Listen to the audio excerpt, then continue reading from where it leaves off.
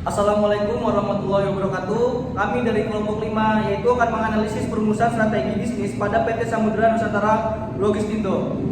Anggota dari kelompok kami yaitu ada saya sendiri, ada Putra Nusantara Wijaya, terus ada Arlis Linzani, ada Ardira Mansurya, terus ada Amalia Fitriani, ada Agunanda Pratiwi, Anissa Fadilah, dan Agus Adil Pramudi, terus ada Afi Amar Patin. Untuk analisis pertama yaitu mengenai tujuan yang akan disampaikan oleh Ardira Mansurya. Pada saudara Ardira Mansurya, dipersilakan. Baik, terima kasih kepada moderator yang telah memberikan waktu. Saya di sini akan menyampaikan tujuan dari penelitian PT Samudra Nusantara Logistindo adalah untuk menganalisis kondisi internal dan eksternal perusahaan dan menyusun formulasi strategi bisnis guna memperoleh keunggulan bersaing bagi perusahaan. Baik, itu saja yang bisa saya sampaikan. Saya kembalikan kepada moderator. Untuk selanjutnya yaitu mengenai metode penelitian yang akan disampaikan oleh Arlis Linzani. Padanya dipersilakan. Baik, di sini saya akan menyampaikan tentang metode penelitian. Metode penelitian yang digunakan adalah metode deskriptif kualitatif, yaitu metode yang bertujuan membantu memecahkan masalah yang bertujuan membantu masalah yang terjadi pada masa sekarang serta berpusat pada masalah yang aktual. Penyusunan matriks IVE diperoleh dari evaluasi faktor internal perusahaan, sedangkan matriks EVE diperoleh dari evaluasi faktor eksternal. Nilai bobot diperoleh oleh perhitungan menggunakan HAP, yaitu dengan hubungan software Expert Choice 2000 yang dilakukan setelah diketahui skala prioritas antara elemen-elemen faktor yang ada melalui pengisian kuesioner yang diberikan kepada strategik tim PT SNL. Pembobotan diperlukan untuk mengetahui faktor kunci yang paling berpengaruh terhadap perusahaan. Untuk peringkat nilainya juga ditentukan berdasarkan informasi dari hasil pengisian kuesioner yang diberikan kepada strategik tim PT SNL. Dari hasil perhitungan bobot dan peringkat, maka akan diperoleh satu nilai yang kemudian keseluruhan nilai akan dijumlahkan. Perusahaan biasanya dinilai memiliki kondisi internal yang cukup kuat dan sanggup mengatasi kelemahan serta memiliki respon yang baik terhadap peluang maupun ancaman. Baik, segitu saja yang saya sampaikan. Saya kembalikan ke moderator. Baik, untuk selanjutnya yaitu mengenai hasil penelitian yang akan disampaikan oleh saudari Anggun. Padanya dipersilakan. Oke, di sini saya akan menyampaikan hasil analisis terlebih dahulu mengenai matriks TOWS, PACE, dan IE serta dari Grand Strategi. Ini menunjukkan alternatif yang dapat diterapkan perusahaan adalah strategi penetrasi pasar dan pengembangan produk. Hasil akhir penelitian ini menyimpulkan bahwa rekomendasi atau usulan strategi bisnis yang tepat bagi perusahaan didapat berdasarkan hasil pengolahan data melalui matriks QSPM.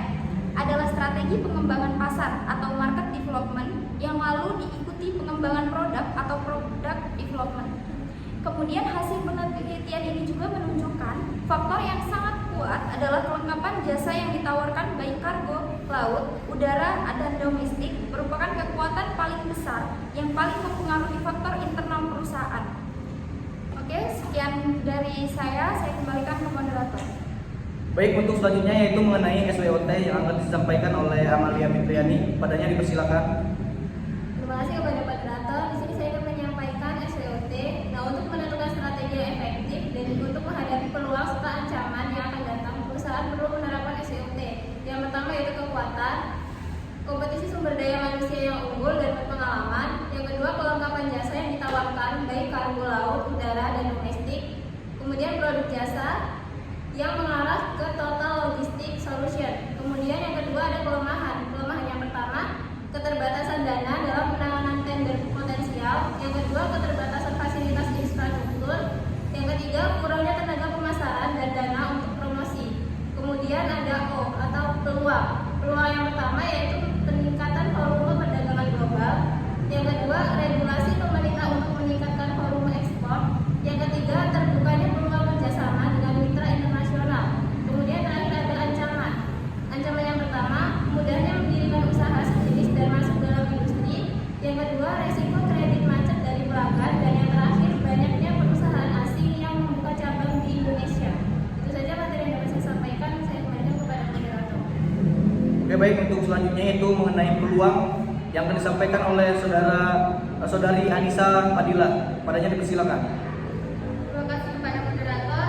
Di sini saya akan menjelaskan tentang peluang daripada PT SNL yang menurut hasil penelitian yang dilakukan adalah terbukanya peluang menjadi agen logistik perusahaan besar, di mana perusahaan dapat memanfaatkan peluang tersebut untuk meningkatkan pendapatan dan penjualan perusahaan.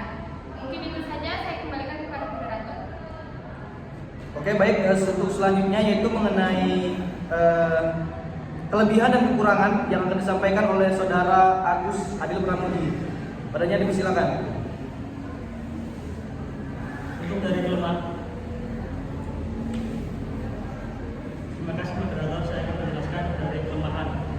Yang pertama adalah kelemahan tentang keterbatasan dana dalam penanganan tender potensial.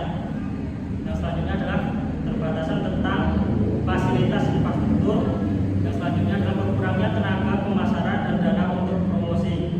Yang selanjutnya adalah pencapaian dalam target penjualan input yang belum maksimal. Yang terakhir adalah turn of staff yang tinggi di bagian operasional dan pemasaran. Untuk ancaman, yang pertama itu mudahnya mendirikan usaha sejenis dan masuk dalam industri. Yang selanjutnya resiko kredit macet dalam pelanggaran. Yang ketiga, banyaknya perusahaan asing yang membuka cabang di Indonesia. Yang keempat adalah infrastruktur dan sistem birokrasi di Indonesia yang kurang mendukung. Dan yang terakhir adalah stabilitas politik antar negara yang mengganggu bisnis transportasi. Sekian dari saya kembalikan ke moderator.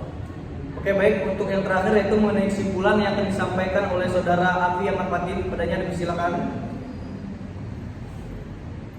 Oke, baik. Terima kasih pada moderator. Saya Afi Ahmad Fatin akan menjelaskan tentang kesimpulan. Yaitu yang pertama, kekuatan utama PT SNL terletak pada kompetensi sumber daya manusia yang unggul dan berpengalaman, kelengkapan jasa yang ditawarkan baik kargo laut, udara, dan domestik, produk jasa, tailor made yang mengarah ke total logistik solution terdaftar dalam Gapexi.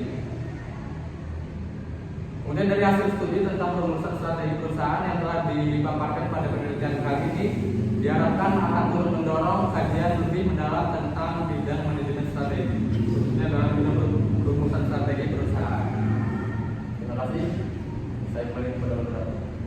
Oke, baik. Terima kasih. Mungkin itu saja analisis dari kelompok kami yaitu mengenai perumusan strategi bisnis pada PT Samudra Nusantara Logistindo.